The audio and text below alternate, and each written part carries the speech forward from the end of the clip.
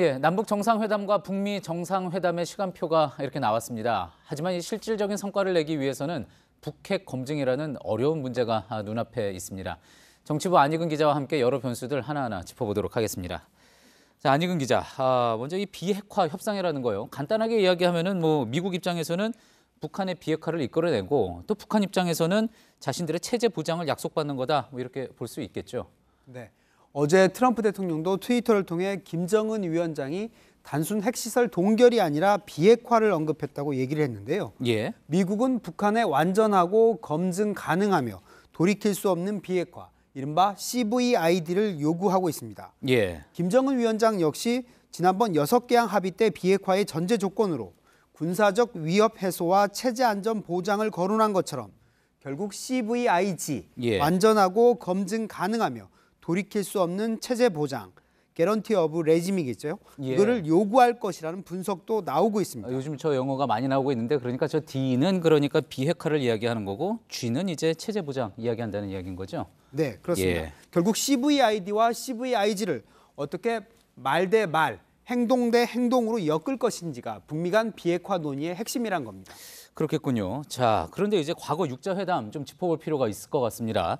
이 북한 핵시설 검증이 이제 매우 앞으로 이제 중요한 과정이 그래서 될 텐데, 전국 어느 곳에 이제 핵시설을 숨겨놨는지 찾기도 쉽지가 않은 거고, 그 핵 검증하는 거, 핵시설 검증하는 과정 어려울 거라는 전망이 좀 나오고 있죠.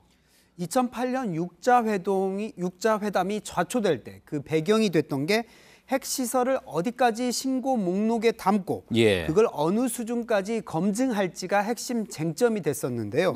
비핵화를 다시 진행하게 되면 이번에도 그 부분이 핵심 쟁점이 될 거란 지적입니다.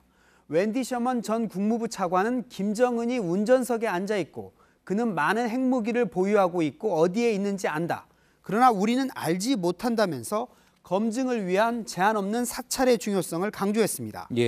다만 북한이 핵무력을 완성했다고 선언을 했기 때문에 이미 완제품으로 만들어 놓은 핵무기를 제외한 핵시설이나 핵물질의 폐기는 과거보다 북한이 더 적극성을 띨 수 있다는 주장도 나옵니다. 결국은 북한의 의지에 많이 달려있다, 이런 이야기 같군요.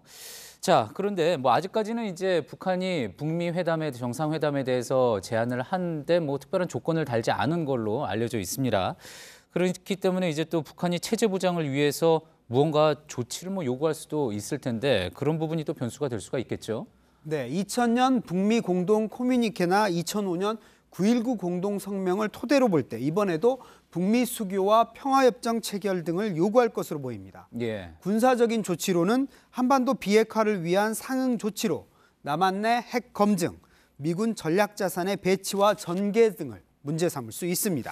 어떤 부분은 쉽게 받아들일 수도 있겠지만 받아들이기 힘든 부분도 있겠군요. 그렇습니다. 자, 그런데 또 이제 관심을 모으고 있는 게 이번 두 정상회담을 세팅하는 과정에서, 이제 조율하는 과정에서 정의용 안보실장과 서훈 국정원장의 조합, 이 부분이 다시 조명을 받고 있는 것 같습니다. 네, 정의용 실장은 주로 통상과 다자 외교를 담당한 외교관 출신이었기 때문에 안보실장으로 임명될 때 우려의 목소리도 많았었습니다. 역대 정부에서 군 출신이 맡기도 했었고요. 네. 그런데 이번에 특사로 김정은 위원장과 트럼프 대통령 사이에서 사실상 메신저 역할을 했기 때문에 북미 정상회담을 이끌어내는 데 성공을 했습니다. 어제 트럼프 대통령을 만나서도 문 대통령이 목사 5,000명 앞에서 트럼프 대통령에 대한 감사의 말씀을 했다면서 트럼프 대통령 마음잡기에 올인하는 모습도 보였는데요. 듣는 입장에서는 기분이 상당히 좋았겠군요. 네, 지켜 세우니까요. 그다음에 서훈 국정원장도 1, 2차 정상회담에 관여한 대북통인데 북한 김영철 통전부장과의 면담, 그리고 CIA와의 정보 라인을 토대로 두 정상회담을 세팅하는 데 결정적인 기여를 했다는 평가를 받고 있습니다. 그렇군요. 자, 그리고 또 이제 언론 인터뷰에서 나온 내용 같은데, 조명균 통일부 장관이요. 물론 특사단에 있지는 않았었지만 언론 인터뷰 통해서 이제 김여정 제1부부장 평가한 내용 눈에 띕니다. 네, 조 장관이 그 평창 올림픽을 계기로 내려온 김여정 제1부부장이 양측 최고 지도자가 서로 허심탄회하게 얘기하게 되면 많은 문제들을 해결할 수 있을 것이라고 언급했다는 점을 거론을 했고요. 다음 달 한미연합 군사훈련과 관련해서도 1992년, 94년 당시 팀 스피릿 훈련이 남북 관계나 미북 간 대화 차원에서 좀 연기되거나 중단된 사례가 있는데 앞으로 남북 관계 개선에 따라서 한미 훈련들이 조정되는 문제가 한미 간의 협의가 될 수 있을 것이라고 밝히기도 했습니다. 예, 어쨌든 양측의 인사들이 많은 접점을 찾으면서 또 이야기를 또 원활하게 진행하는 데 도움이 될 수 있을 것 같습니다. 안익은 기자였습니다.